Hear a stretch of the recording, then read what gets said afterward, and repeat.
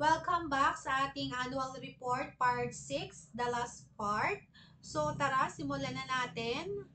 LPG dealer.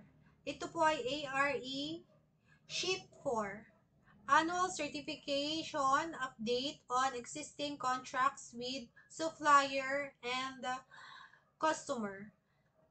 Same name, company name, contact details, covered year, prepared by, approved by, deadline. Trademark. Kung ano pong pangalan ng inyong planta. Okay? Yan. Ang akin. This is Sargas. Then, ito yung kanilang license number, example. Then, kanilang LTO validity, 2028. Address nila, 5 years na binigay sa akin na kontrata. Then, refiller, same lang din. Kasi, iisa lang naman ang planta ko. So, same lang din ang nilagay ko. Okay.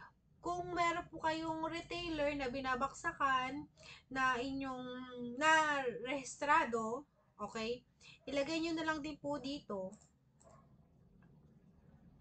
LTO, validity, address, contract. Reminder po, submission of this report shall be on per establishment or plant basis. So, kung meron po kayong branch, dalawang branch, so dalawa din ganito ang inyong gagawin. Then, dito naman po tayo sa ARE5. Okay. Ito naman po yung ating about sa annual update report on the list of the transport motor vehicle sa ating pong service. Same procedure, name, contact details, covered year, prepared by, approved by, deadline of submission. Example, type of vehicle po ninyo, akin po Yamaha. Number, LTO number. Example po ay ito yung number ko. Kailan siya ni-release? Junior ay July 2022. Ang LTO naman na official receipt, ilagay nyo din eh. Ang validity, siguro ay 2028. Okay. Ilan ang kaya niya? Bulk transport on cylinder. Let's 10 piraso. Then, company owned or contract. Ito ay company owned. Sa akin yan eh. Hindi ko naman yan hiniram. O, yan.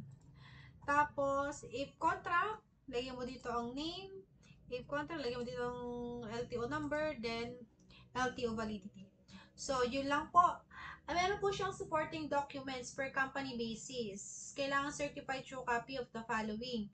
Certificate of registration and official receipt per MOTOL from LTO from corresponding picture and front of the vehicle with plate number. Kailangan po ay may picture ng vehicle natin kasama ng plate number. Then, Bureau of Fire, syempre kailangan ng conveyance permit. Ngayon po kasi hindi na sila nagbibigay ng conveyance permit sa mga single motor at saka sa third wheel. Ang nagbibigay lang po sila ay sa mga four-wheeler. So, kung kayo po ay walang conveyance permit, okay lang po. Basta meron po kayong ito. Yan. Okay?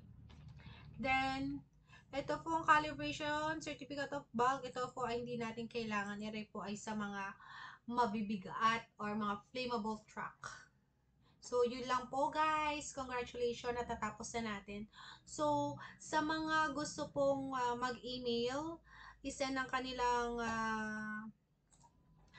report. Dito lang po natin isend pag po kayo ay sa Taguig.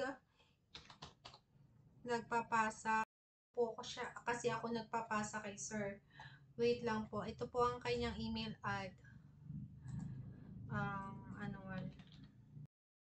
Hopefully, mag-reply po siya sa inyong annual report. Wait lang. Ang pangalan po niya is si Sir Jeremiah. Ito. Ito po ang kanyang email. Yan.